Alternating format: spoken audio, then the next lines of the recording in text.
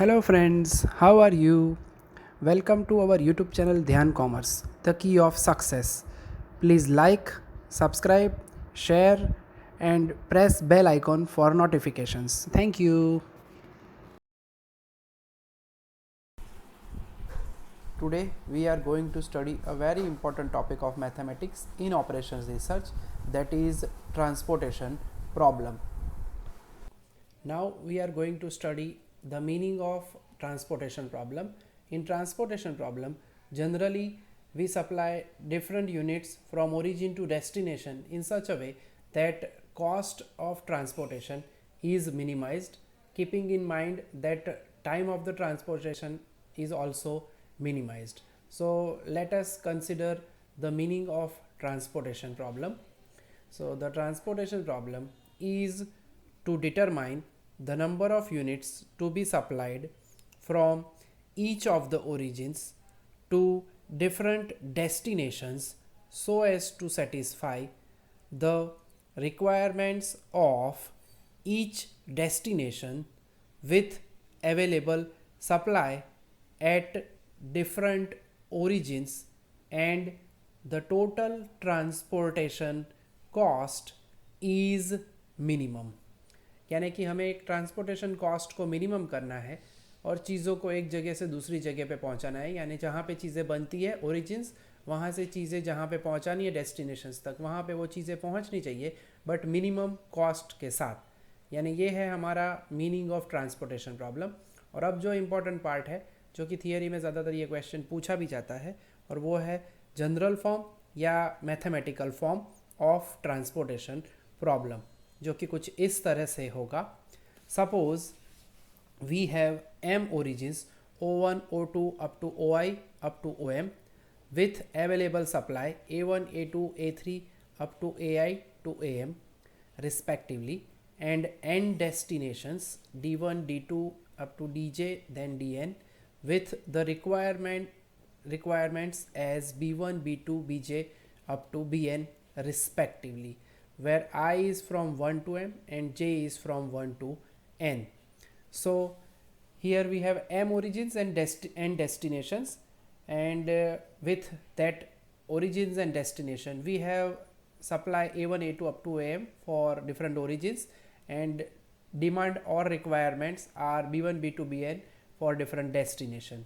So the transportation table can be prepared as follows. So ज़्यादा कुछ tough है नहीं, इसके अंदर हमें एक मैथमेटिकल फॉर्म देखना है जो कि हम कुछ इस तरह से देखने वाले हैं,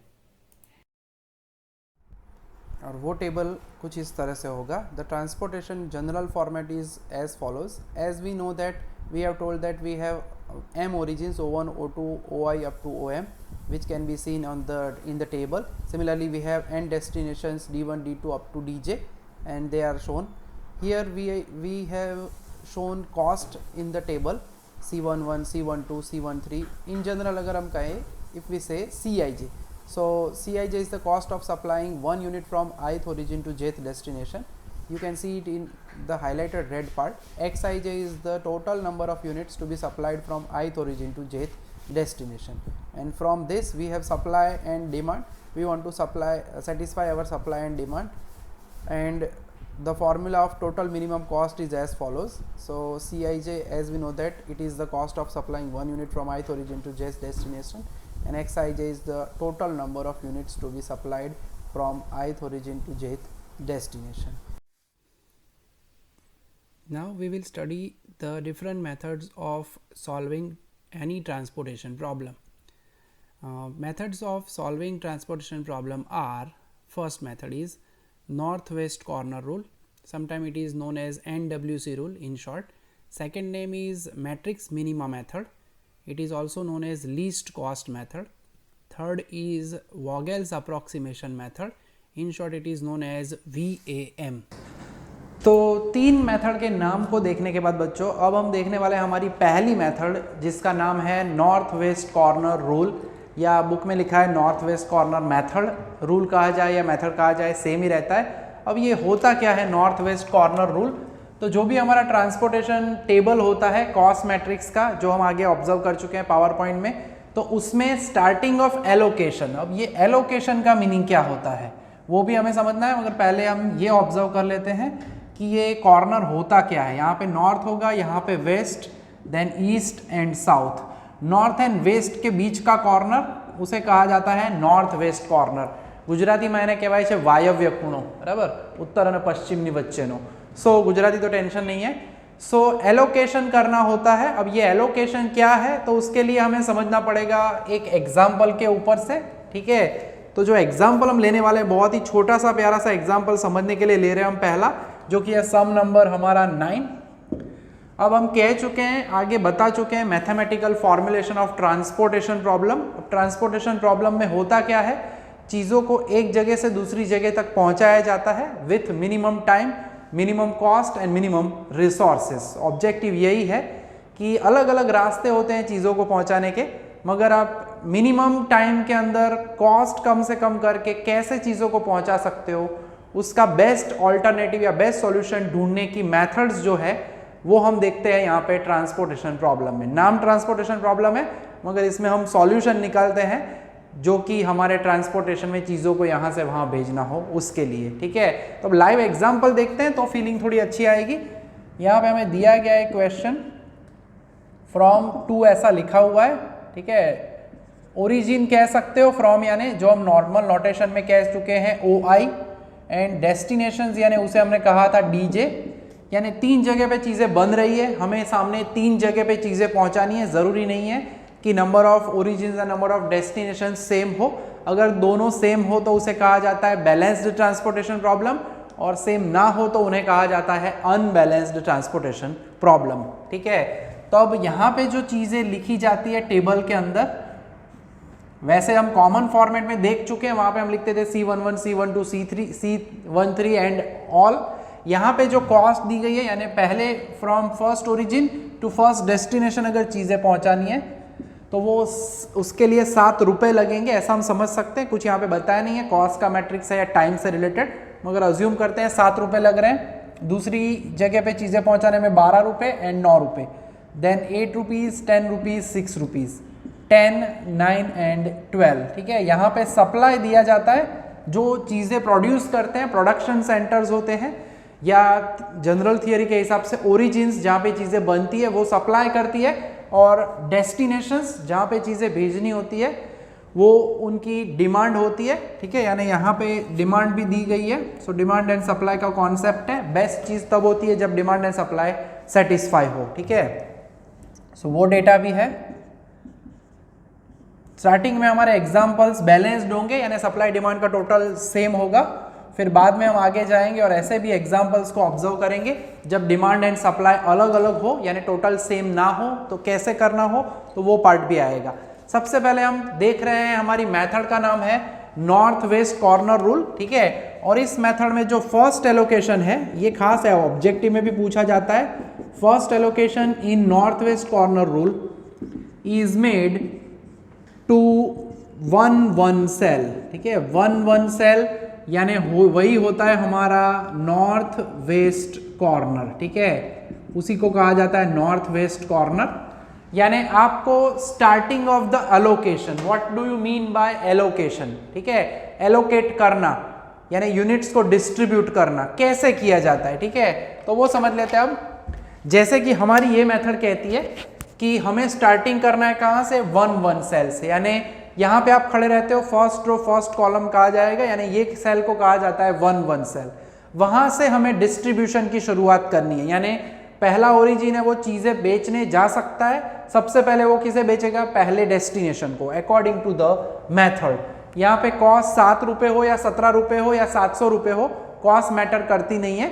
यानी नॉर्थ वेस्ट कॉर्नर में कॉस्ट को है वो टोटली इग्नोर किया जाता है। ये भी ऑब्जेक्टिव में पूछा जाता है कि in which method cost of transportation is totally ignored, तो भी आपको याद रखना है नाम नॉर्थ वेस्ट कॉर्नर रूल, ठीक है। यानी स्टार्टिंग ऑफ द एलोकेशन। अब एलोकेशन का मीनिंग क्या है, ठीक है। एलोकेशन यानी इस जगह पे आप खड़े रहते हो, यहाँ पे 2 चीजें हैं, एक फर्स्ट ओरिजिन, फर्स्ट डेस्टिनेशन। पहले ओरिजिन के पास सप्लाई कितना है, 16 यूनिट्स।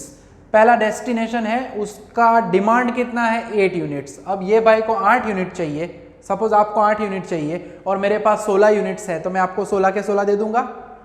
नहीं, नेचुरली आपको 8 यूनिट चाहिए तो आप 8 ही यूनिट लोगे, बाकी के 8 यूनिट मैं दूसरी जगह पे जाके बेचूंगा। ठीक है, यानी concept of allocation is nothing but minimum units among supply and demand to be put in the cell.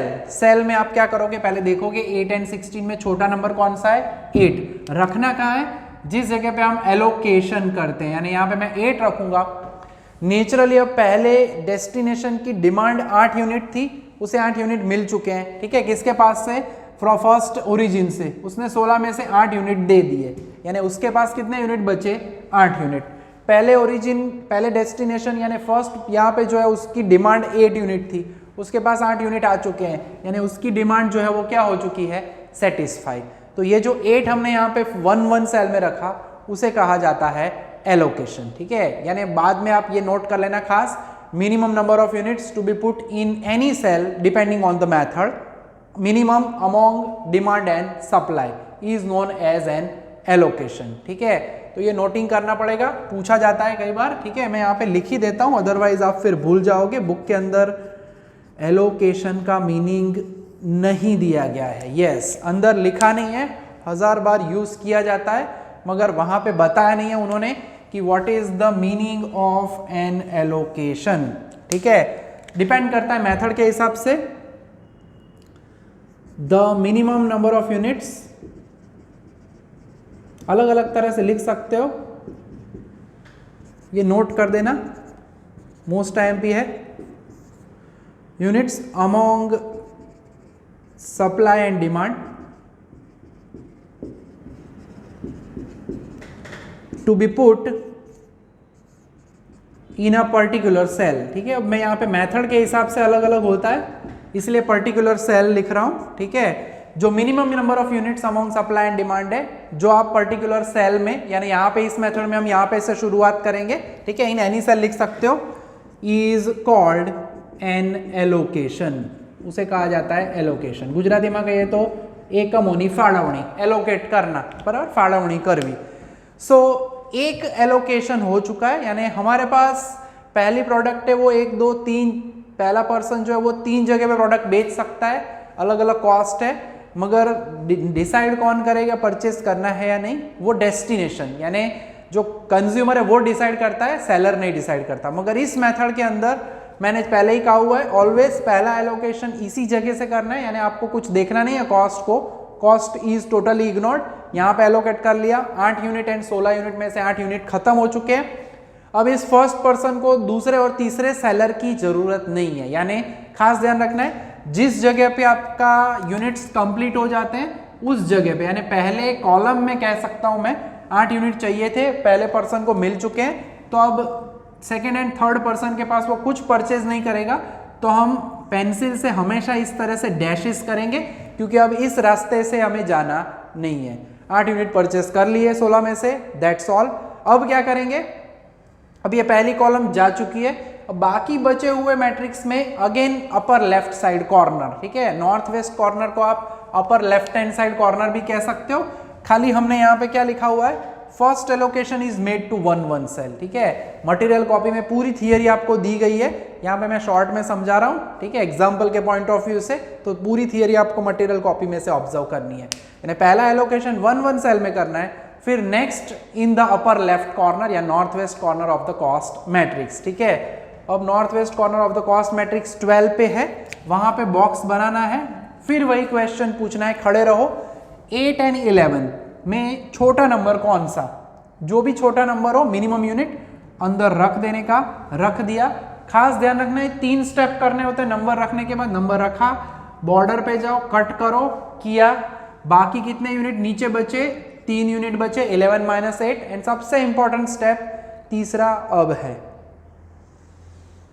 Units कहां पे कंप्लीट हुए, यहां पे, यानी सीधा जाके पेंसिल रख देने की है। अब इस जगह पे आपको आगे जाने की जरूरत नहीं है, क्योंकि उन्हें टोटल 8 और 8 16 यूनिट्स का सप्लाई था, उन्होंने सप्लाई कर दिया है, यानी वो अब तीसरे पर्सन को सेल करने के लिए जाएंगे नहीं। अल्टीमेटली यहाँ पे इस रो में अब जो एक सेल बाकी है वहां पे हम क्या करेंगे, डैश। इन शॉर्ट, कॉलम में यूनिट्स कंप्लीट हो तो कॉलम में डैशेस करो, रो में यूनिट कंप्लीट हो तो रो में डैशेस करो, एंड देन अगेन 4 बॉक्सेस है upper left hand side corner, again north west corner, खड़े रहने का, पूछने का 3 and 10, छोटा नंबर रखो अंदर 3, रखने के बाद बॉर्डर पे जाना है, आई मीन बाहर आना है, 3 यूनिट्स कंप्लीट हो चुके हैं, बचे कितने 7। जिस जगह पे यूनिट्स कंप्लीट हो जाए वहां पे करना है आपको डैशेस। बाकी बचे हुए 2 खाने हैं, अब देख सकते हो इस खाने में ही जाना पड़ेगा, 2 अपर लेफ्ट हैंड कॉर्नर यहीं पे रहेगा, यानी अब 7 and 19 यानी 7 को कट किया, बचे कितने 12, यानी जो भी आपका आखिरी सेल हो बच्चों, खास ध्यान रखना लास्ट सेल में आप देख सकते हो सप्लाई एंड डिमांड एग्जैक्टली क्या होना चाहिए, सेम। अगर आपने कहीं पे लिखने में गड़बड़ कर दी है, कट करने में गड़बड़ की है तो बैलेंस नहीं होगा, तो ये खास पेंसिल से चेक कर लेने का।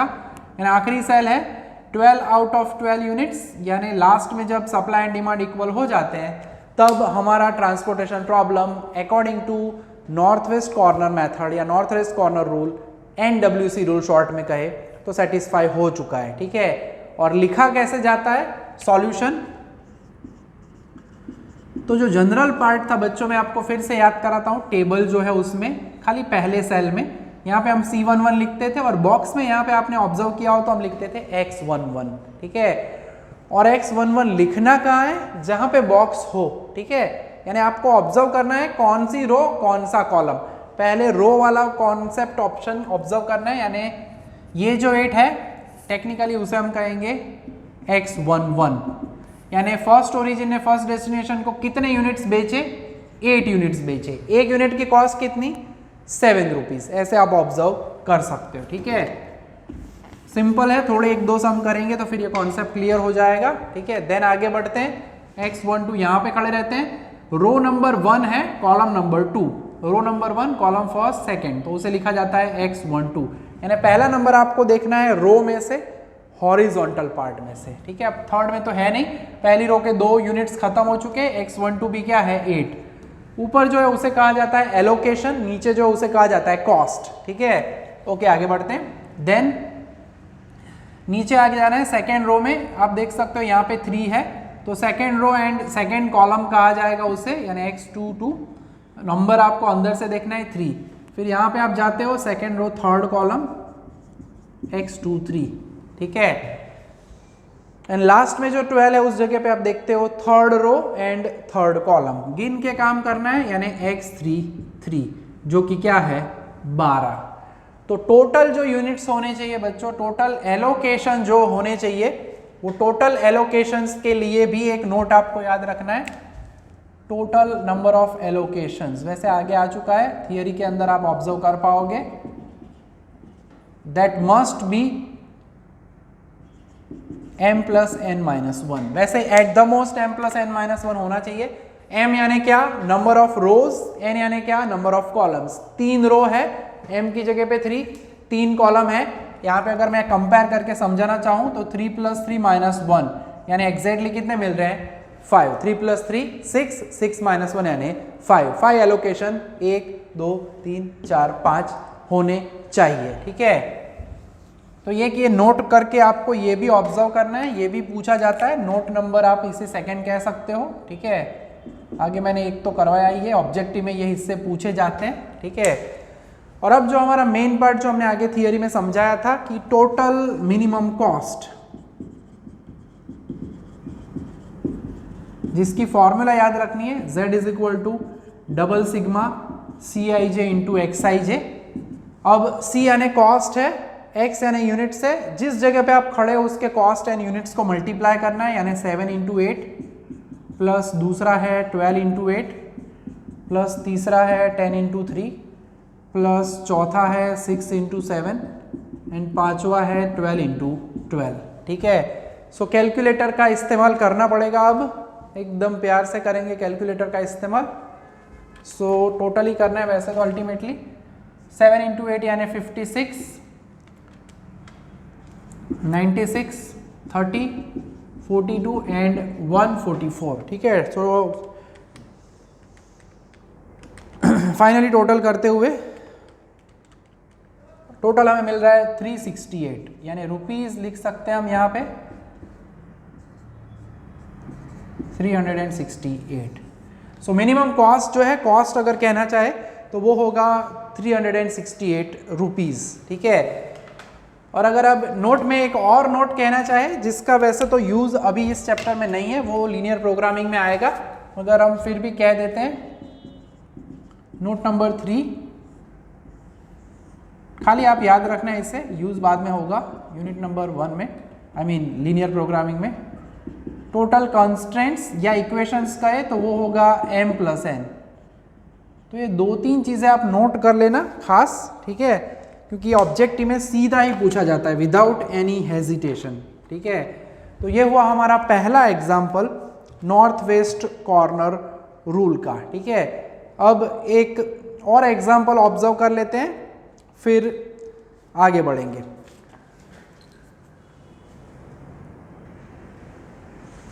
तो अब हम ऑब्जर्व करते हैं आज का हमारा दूसरा एग्जाम्पल और आखिरी एग्जाम्पल, ठीक है। फिर नेक्स्ट लेक्चर में हम दूसरा एग्जाम्पल्स ऑब्जर्व करेंगे। 11 नंबर का सम है, क्वेश्चन में बताया ही जाएगा आपको कि solve the following problem by north west corner rule and find the total transportation cost. तो यहाँ पे हमारे पास 4 ओरिजिन्स है एंड 4 डेस्टिनेशंस है। जब भी बॉक्सेस बनाते हैं तो थोड़ा ड्राइंग प्रॉपर करना ताकि आपको एलोकेशन लिखने की जगह मिल पाए।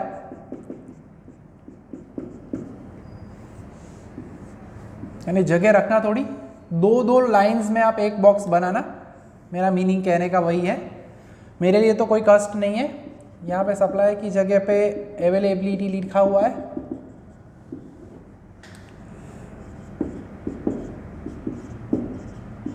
एंड डिमांड की जगह पे रिक्वायरमेंट, उसका कोई टेंशन है नहीं।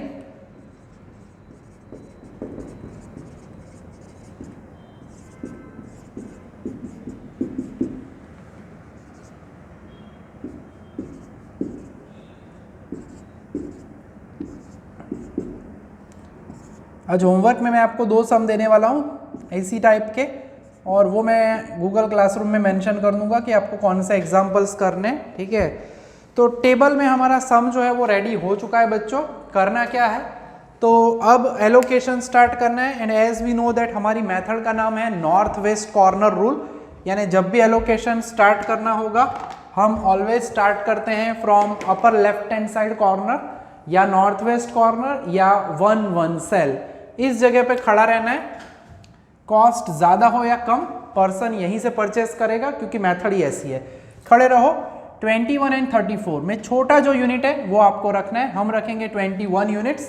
वैसे हम आगे का सम डिटेल में आराम से समझ चुके हैं, मगर याद रखना है यूनिट लिखने के बाद बॉर्डर पे बाहर आके कट करना है। 21 कंप्लीट हो चुके हैं, बाकी कितने बचे, तो 13 यूनिट्स बाकी रहे। यूज योर कैलकुलेटर, माइनस में प्रॉब्लम ना हो, जहाँ पे यूनिट्स खत्म हो सीधा वहाँ पे डैशेस कर देना है। आप चाहो तो कट करके तुरंत डैश करो, दूसरी साइड जाके बाकी बचे हुए यूनिट लिखो, ऐसे भी कर सकते हो, ठीक है। 3 चीजें करनी है नंबर रखने के बाद, ठीक है। 2 साइड कटिंग करो, डैशेस करो एंड ऑल। सब आगे बढ़ना है। बाकी बचे हुए मैट्रिक्स में upper left hand side corner 13 and 25, 13 units रख दो। बाकी बचे यूनिट्स कितने हैं, 12। जिस जगह पे यूनिट कंप्लीट हो जाते हैं, यानी यहाँ पे मैं सीधा करने वाला हूँ डैशेस, ताकि हमें उस साइड जाने की ज़रूरत ही नहीं है, इसलिए डैश किए जाते हैं। और टैली करना है तो आप चेक कर सकते हो, 34 पुरानी अवेलेबिलिटी या सप्लाई था, 21 + 13 यानी 34। नीचे भी आप देख सकते हो 13 रख दिए, बाकी बचे कितने, 12। तो टैली भी कर सकते हो अगर गड़बड़ लगती है तो। अब इस नॉर्थ वेस्ट कॉर्नर में जाना है हमें, यानी 15 एंड 12, तो मैं 12 यूनिट्स रखूंगा, कट किया, बाकी बचे हुए यूनिट्स 3, जहां पे यूनिट्स खत्म हो वहां पे करो डैशेस। सिंपल प्रोसेस है। बाकी बचे हुए मैट्रिक्स में मिनिमम यूनिट्स रखने आपको 3 एंड 17, तो 3 यूनिट्स रखते हैं, बाकी बचे एग्जैक्टली 14 यूनिट्स। जिस जगह यूनिट्स कंप्लीट हो वहां पे करना है डैशेस, ठीक है। पहले जो मैंने करवाए हैं 2 सम, वो आप फिर से प्रैक्टिस करना, बाद में नया होमवर्क का काम ट्राई करना, ठीक है। स्टार्टिंग में एलोकेशन में गड़बड़ भी होगी, जहां पे बचे वहां पे आप डैश कर दो, ऐसा भी होगा, तो पेंसिल से प्रैक्टिस करना, ठीक है। अब यहाँ पे अपर लेफ्ट साइड कॉर्नर यानी ये होगा, लेफ्ट साइड का कॉर्नर लेना है। 12 एंड 14 यानी 12 यूनिट्स रखेंगे, कट करो, बाकी बचे 2 यूनिट्स। जिस जगह पे यूनिट्स कंप्लीट हो वहां पे करना है डैशेस। 2 खाने बाकी है, लेफ्ट साइड का कॉर्नर 2 आउट ऑफ 19 यानी हम रख देंगे 2 यूनिट्स। बचे कितने, तो 17 यूनिट्स, ठीक है। तो ये इनिशियल सॉल्यूशन ढूंढने वाली मेथड है हमारी। लास्ट सेल में हमेशा सप्लाई एंड डिमांड होना चाहिए सेम, यानी 17 आउट ऑफ 17। दैट मीन्स हमारा ट्रांसपोर्टेशन प्रॉब्लम जो है वो सॉल्व हो चुका है। और अब क्या करना है, तो उसका सॉल्यूशन, ठीक है। सॉल्यूशन में हमें लिखना होता है रो का नंबर, कॉलम का नंबर। अब यहाँ पे A1 नहीं लिखना है, फर्स्ट रो फर्स्ट कॉलम, यानी x11 अंदर का unit 21, then first row second column यानी x12 यानी 13। पहली रो में अब कोई है नहीं, दूसरी रो में यहाँ पे आना है, यानी दूसरी रो विथ दूसरी कॉलम 12 है, सेकेंड रो सेकेंड कॉलम तो वो होगा 12। इधर खड़े रहना है, second row with third column, second row with third column जो कि है वो 3, ठीक है। सेकेंड रो में अब कोई है नहीं, थर्ड रो में यहाँ पे 12 है, third row with third column, यानी लिखना है पहले रो का नंबर बाद में कॉलम का नंबर, मिला के वो होगा 12। देन सीधा आना है फोर्थ रो में, fourth row with third column, यानी हम यहाँ पे लिखेंगे x43 यानी कि 2। द लास्ट यहाँ पे आना है fourth row with fourth column यानी x44 जो कि है 17। कैलकुलेट कर सकते हो, 4 और 4 8, 4 रो 4 कॉलम, 4 + 4 8 -1 7, 1 2 3 4 5 6 एंड 7, एग्जैक्टली 7 एलोकेशन मिलने चाहिए, ठीक है। तो आगे बढ़ते हैं। अब कॉस्ट की बारी। टोटल मिनिमम कुछ भी मेंशन ना किया जाए तो टोटल मिनिमम कॉस्ट लिखना है। नोटेशन उसका Z है, double sigma CIJ into XIJ। C यानी कॉस्ट, यानी मल्टीप्लाई करना है 5 × 21 प्लस 1 × 13। आप 13 × 1 लिखो तो भी चलता है। देन 3 × 12, 5 × 3, 4 × 12, बट मैं पहले कॉस्ट लिखता हूँ बाद में यूनिट्स। 4 × 2 एंड 2 × 17, ठीक है। सो अल्टीमेटली अगर कैलकुलेट करें तो पहला आ रहा है 105, देन 13,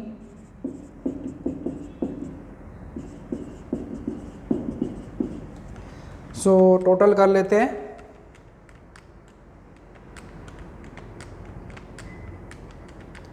₹259, ठीक है। तो कॉस्ट जो मिल रही है हमें वो मिल रही है ₹259। तो ये हमारी एलिमेंट्री पहली मेथड हुई है। थियरी भी पूछी ही जाती है। नोटिंग मैंने जो करवाया आज, नोट करवाई है, वो खास आप रेडी कर लेना, नोट कर लेना, ऑब्जेक्ट में पूछा जाता है उससे रिलेटेड ही, ठीक है। तो आज के लेक्चर में हम यहाँ तक का काम रखने वाले बच्चों। रेगुलर काम करो, होमवर्क खास अपलोड करना है गूगल क्लासरूम में। होमवर्क के जो सम्स हैं मैं यहाँ पे मेंशन नहीं करा, मैं वो गूगल क्लासरूम में ही मेंशन करूंगा, उसमें से देख के आपको होमवर्क करना है और क्लास वर्क भी अपलोड करना है, ठीक है। यहाँ तक रखेंगे। जय माता जी, thank you and take care.